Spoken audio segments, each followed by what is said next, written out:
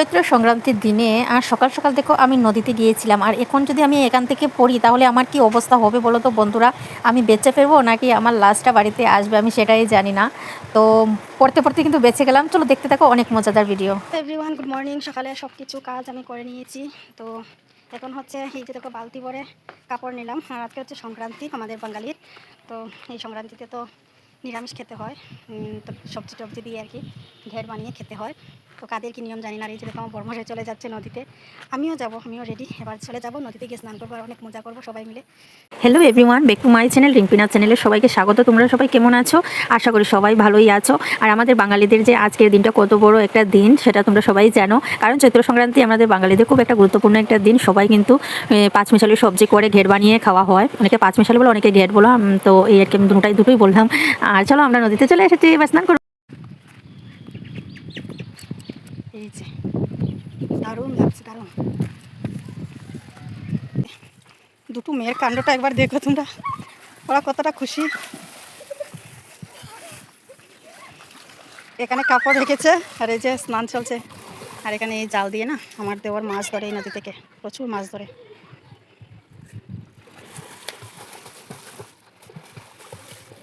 তারপর ওরা দেখো বাচ্চারা স্নান করেছে আর আমি আমার ছোটো যা মিলে কিন্তু কাপড়গুলো ধুয়ে নেবো। অনেকগুলো কাপড় এনেছি।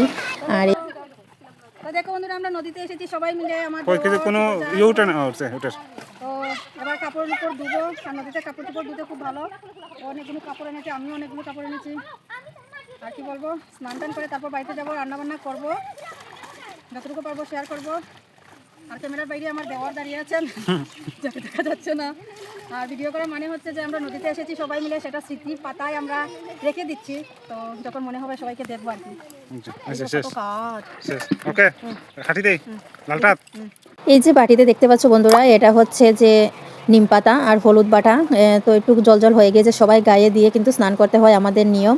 আর এখানে দেখো আমার বর্মশাই স্নান করছেন। তো আমার তো স্নান টান হয়ে গিয়েছে, আমারটা আমি শেয়ার করতে পারলাম না তোমাদের সাথে, কারণ মানে ভিজা হাতে মোবাইলটা ধরবো একটা তো কথাই হলো। আর হচ্ছে কে আমাকে ক্যামেরা করে দেবে, বাচ্চাদের হাতে দিলে জলে যদি ফেলে দেয় সেটার ভয়ে আমি ভিডিও করতে পারলাম না। কিন্তু আমার বর্মশাইকে আমি ভিডিও করে নিলাম। আর উনি এখন নিম পাতা হলুদ দিয়ে স্নান করছেন। স্নান টান করে দেখো আমি এখন নিম হলুদের বাটিটা নিয়ে এবার হচ্ছে নদী পার হচ্ছি। কতটা রিস্ক দেখেছো, কিন্তু ভিডিও করতে হবে। এ বাবা, ইয়া এসে গেছি। চলো বাড়ি যাই, রান্না বান্না করতে হবে। চলো, বাড়িতে চলে এসেছি বন্ধুরা। এই দেখো সংক্রান্তির জন্য সবজি এইগুলো, কাঁঠালটা আমার ভরে এনেছে আর এই বাকিগুলো ছেলে এনেছে। আর এই যে সবজি দেখতে পাচ্ছ, সবগুলো দেখাবো তোমাদেরকে। এগুলো হচ্ছে আমার জিজু পাঠিয়েছে, ছেলে গিয়ে নিয়ে এসেছে। এবার কাপড়গুলো মেলে দেবো। আর গড়টার বারিন্দাগুলো তো লেপতে পারিনি, কারণ হচ্ছে এই যে মাটি ভরা দেওয়া হয়েছে, ওগুলো লেপলে হবে না। চুলো টুলো লেপেছি, গড়টর মুছেছি। এই যে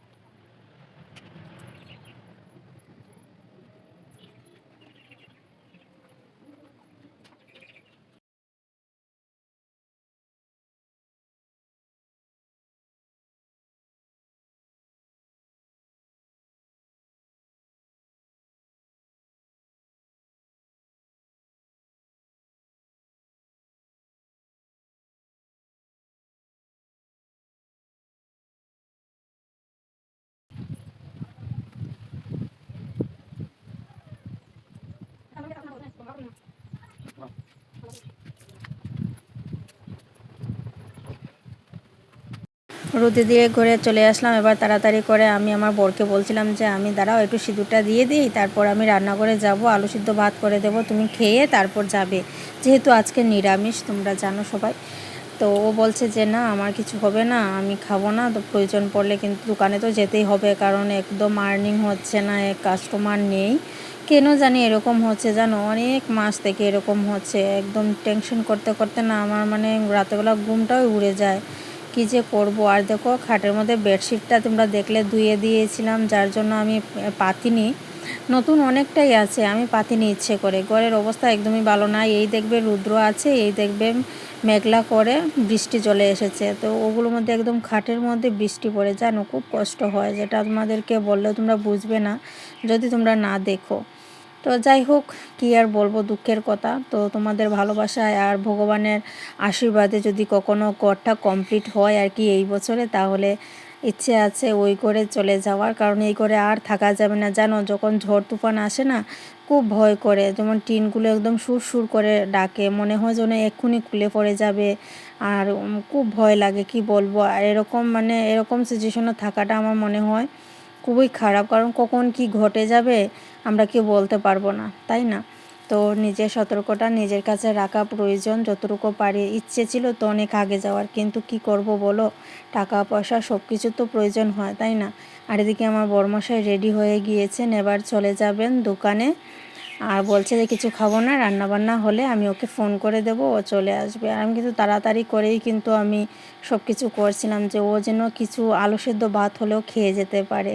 তো যাই হোক, কী করবো বলো, আমিও তো বসে নেই গো, আমি তো কাজ করছি, তাড়াতাড়ি করেও হচ্ছে না, তো কিছু করার নেই। তো চলো এবার রান্না করে যাব, কি রান্নাবান্না করি তোমাদের দেখাবো।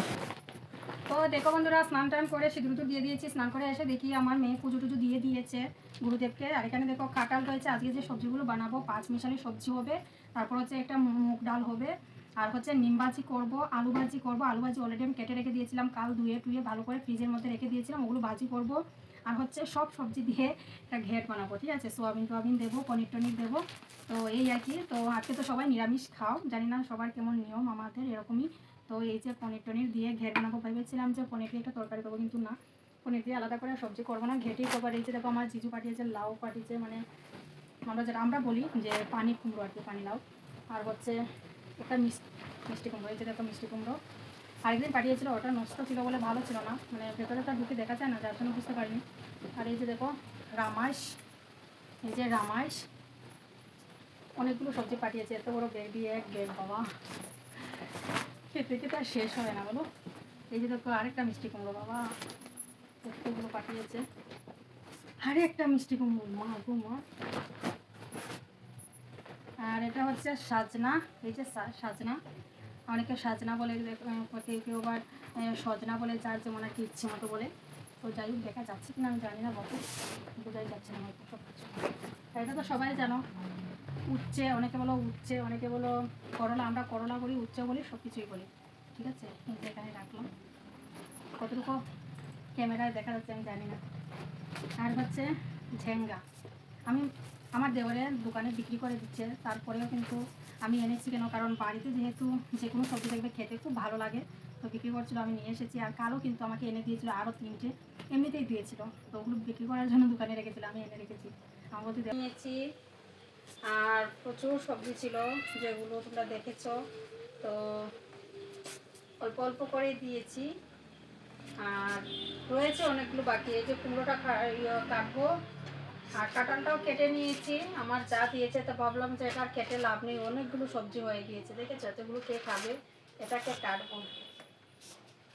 তো উচ্ছে ভাজি করবো, ডাল তো বসিয়ে দিয়েছি, ভাতও হয়ে গিয়েছে। আর এবার হচ্ছে নিম পাতা ভাজি করবো। তো কী কী রান্নাবান্না করি তোমাদের সাথে পরে আসবো, আর রান্নাবান্না করে, তো চলো। আজকে রান্না হচ্ছে সোয়াবিন ভাজি, পনির ভাজি, নিম পাতা ভাজি, লেবু আর উচ্ছে ভাজি, আলু ভাজি, আর এখানে কাঁচা লঙ্কা আর আদা কেটে রেখেছি। আর এটা আমি ঘেটের মধ্যে দেবো মিষ্টি কুমড়া। এই যে এখন বসাবো ডাল। তো এইটুকুই, চলো টাটা।